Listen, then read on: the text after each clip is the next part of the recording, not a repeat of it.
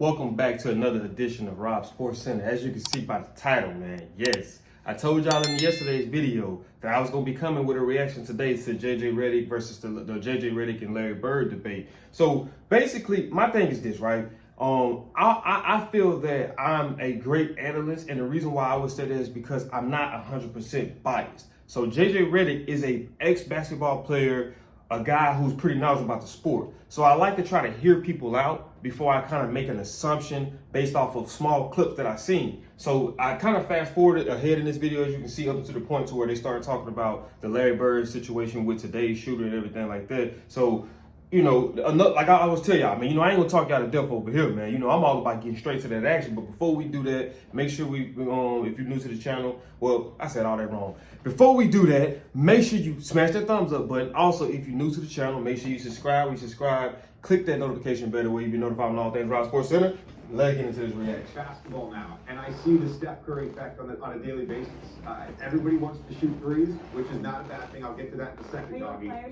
Doggy, on the three-point thing now. Okay, so I got a video too that I'm gonna do. I got shot from my coworkers. He kind of gave me the idea, but y'all gonna see. I ain't gonna tell y'all too much about that right now. We're gonna focus on this. Steph takes shots that there's very few guys that take. I think you're confusing how Steph Curry shoots versus how someone like Pat Connaughton from the Bucks shoots. They're very different types of shots. I thought Stephen A's point is dead on this, by the way.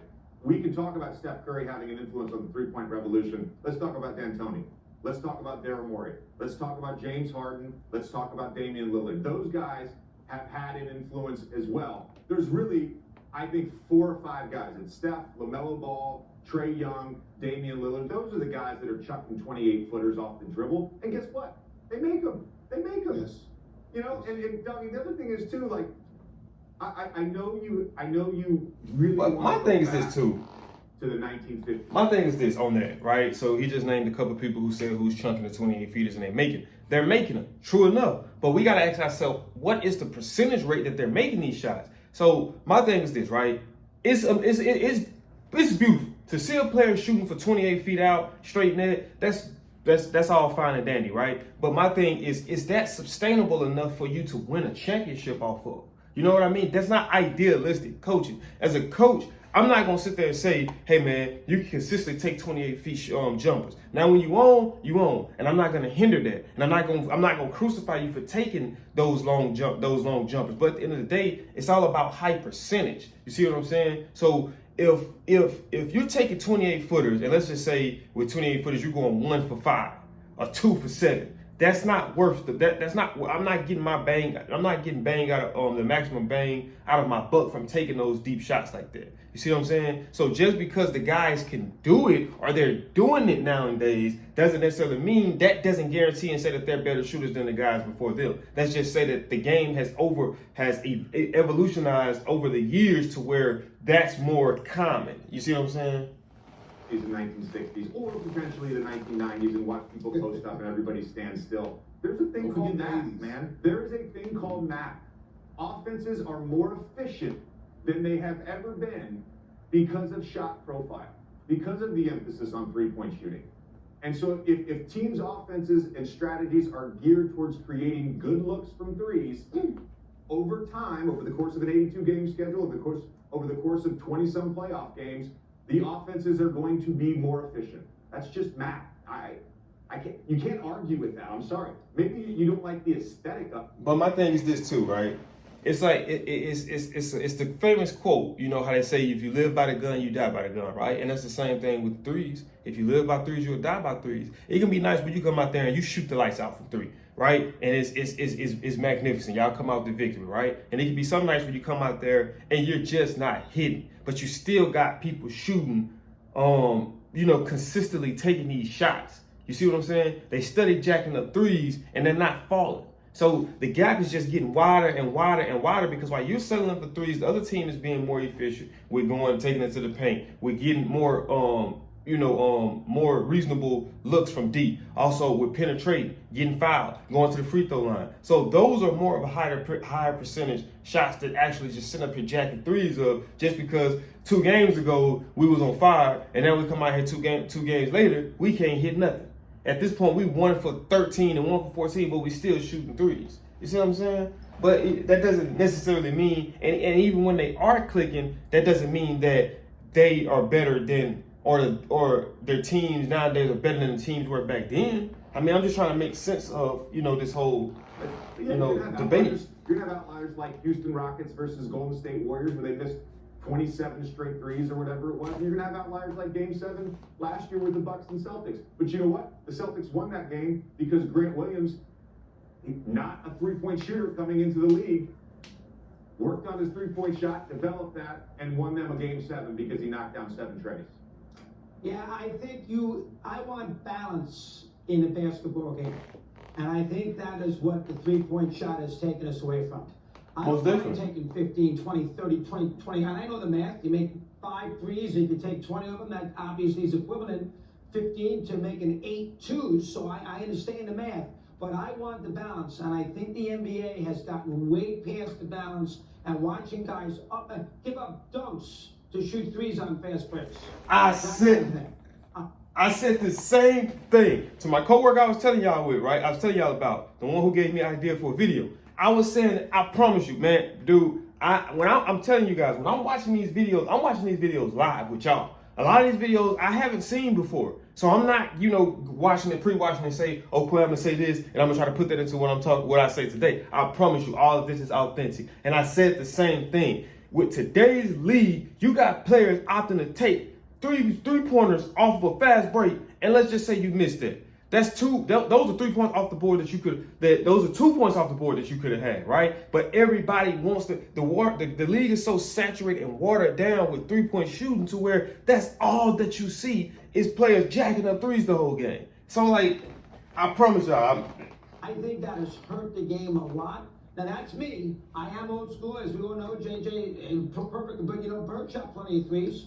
And they had Parrish and McHale. Bird shot plenty of threes. The best, and Bird is one of the great shooters in the history of the sport, not even close. Bird shot threes. He never was a volume shooter. No, I know that, but he was a great three-point shooter. He was not good. And like I say, guys, I told y'all, I'm not biased. And I get what he's saying right here. He's not knocking Bird and saying that Bird wasn't a good shooter. He's saying that he wasn't a volume shooter. And granted, we all know that the situation when the three-point line wasn't implemented for Bird, high school, college, it just had got pretty much implemented around the time that he came into the league, I believe. So at that time, after the three-point line was implemented, I'm assuming that coaches back then were still so much conditioned on high percentage shots that they wasn't encouraging guys to take a whole bunch of threes. Now, when you got a guy like Larry Bird or guys who can hit threes at an effective rate, you'll say, okay, I'm cool with you taking maybe 1 or 2 if we get the looks. And if need be, if it's a win situation and you have no other choice because you can't get in a better position, that's cool. You see what I'm saying? But he wasn't averaging 5 threes a game, and I believe that's what he means in terms of he wasn't a volume shooter. He was great. He's one of the top 5 three-point shooters of all time. That's how good Bird is. Oh yes, we're not shooting contests. He was phenomenal. Bird was a great shooter. Bird didn't shoot. Bird is absolutely one of the greatest shooters ever, but he's not one of the top 5 top 3, whatever. Did you see the three-point shooting that he put on, those clinics that he put on at the All-Star game? Again, did you watch? Dog, it's just math. It's attempts, it's makes, and it's percentage. And there's no way you could ever argue Larry Bird is a top 3 three-point shooter of all time. You can't make that argument. You're basing it on math. You're basing it on math and the time of when he played. I'm basing it on just shooting. Bird is a unbelievable. Again, we had this discussion the other day. About James Naismith. James Naismith invented the game. You were rewarded for putting the ball in the basket. There's plenty of people that have shot more, made more, and guess what? Made more at a higher percentage than Larry Bird from 3. I'm not saying Larry Bird is not one of the greatest shooters ever. He's not one of the greatest three-point shooters ever. You cannot make that argument. Yes, because the 80s is so much different. It's physicality, the way they guarded people. You couldn't. I've been trying to make a point. I've been trying to make a point for you, Doug. Come on, man. I've been trying to make a point, guys. Physicality, Jay. I mean, you and I are going to sit down. We're going to sit there and we're going to watch finals games from the 1980s. I'm going to show you what physical basketball. I would love to sit there and watch that. Because like I say once again, a lot of people aren't educated on the past. I'm 27 years old, right? I grew up in pretty much the Kobe era. You know, Kobe was my guy. You know what I mean? So if a lot of you guys are curious who my favorite player of all time is, it's Kobe Bryant, just because that's what I grew up seeing. I remember staying up late, you know, because the Lakers games come on at 10 o'clock and watching at least just the first half and then having to go to sleep because I got to get ready to go to school this morning. So that's why Kobe is my top guy.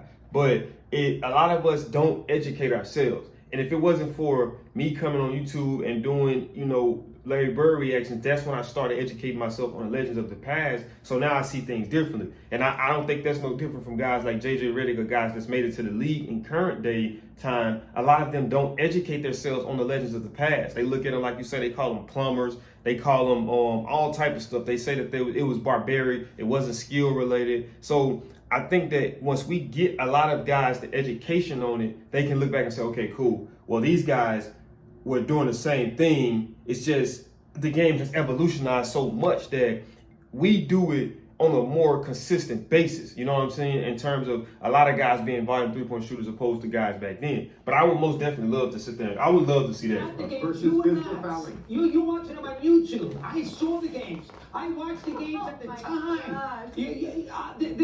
I watched all these games. You didn't watch. You weren't alive when these games being played. Did you see Bird play against the Lakers in '84? Did you see Bird against the Rockets in '86? Were you at courtside watching these games? You gotta watch the games at the time. Watching them on YouTube 40 years later is not the same at the moment. So watching them let me all ask you a games. question then. When I watch, let's say Steph Curry, for example. Right. When I watch Steph Curry off the ball in a playoff game, Oh, he's great. getting grabbed and held by Marcus Smart. They're attached to him at all times. Right. Then when I watch Larry Bird come off a pin down and no one's within 5 feet of him and they're shooting the gap. You're telling me one is more physical than the other? You're telling me that's more physical than Steph Curry being grabbed and held for 48 minutes? He doesn't. But that's why I say, now, JJ, you know me. I gotta be devil's advocate. That's how I know he hasn't done an education on Larry Bird. Because if you go listen to what Michael Cooper said about Larry Bird in the finals, he said that I was grabbing and holding him, right? If you go back and look at a lot of Bird game winners, he's saying that nobody was within such feet around, or within such feet of him. A lot of those shots that Bird made were heavily contested shots, quote unquote, hot, low percentage shots, right? But Bird is such a clutch time player that he was able to make the shot regardless if a hand is in his face. So I call bullcrap on that, JJ. That's why I say we gotta make sure we educating ourselves before we speak blindly, because you saying that. Now Bird probably did have some open looks. I think one of the most open looks that we see that Bird might have had in the playoffs was one of the shots that he ended up missing against the Lakers, matter of fact. But if you go back and look at a lot of Bird clutch time shots, he was smothered. They don't call those fouls on Marcus Smart when he holds them and he helps them on those pick and roll. Of course they call the fouls. They protect Curry all the time. He's at the free throw line. He lives at the free throw line. Again, we're going to sit down and do this. Off air. We're going to sit down and do this. I'm going to explain to you. No. We're going to go back we're going to get a time machine. I'm going to sit courtside with you. I'll be 2 years old in the 1986 finals. It'll be fun. But like I say, guys, like my thing is this, right? I'm a fan of sports, basketball, football, and I'm a fan of all generations, right? But we have to make sure we're doing our due diligence as far as when we speak on the past legends, because a lot of times we speak blindly about things that we really don't know. Now, had I watched this video maybe 3 years ago, I probably would have been like, oh yeah, man, they tripping. They ain't Larry Bird ain't, this and that. But once I went back and educated myself, and I have a lot of you guys giving me facts in the comments, now I can speak more clearly on it and say, okay, yeah, nah, Bird was a different type of animal. And and I understand that. But the thing is, I got a lot of debates that's coming from old school basketball and new school basketball. I like both of them, me personally. And I'm not going to speak on one to downplay the other. I think that they both go hand in glove. I think that today's players need to give respect to the players of the past, and I think the players of the past need to give respect to today's players. You know what I mean? But that is it for this video, man. If you guys did enjoy this video, do me a big favor, man. Smash that thumbs up button. Also, if you're new to the channel, make sure you subscribe. When you subscribe, click that post notification bell where you be notified on all things Raw Sports Center. Because just like I always say, like the GOAT Drizzy Drake say, I'm coming back to back with these videos. I'll see y'all in the next video.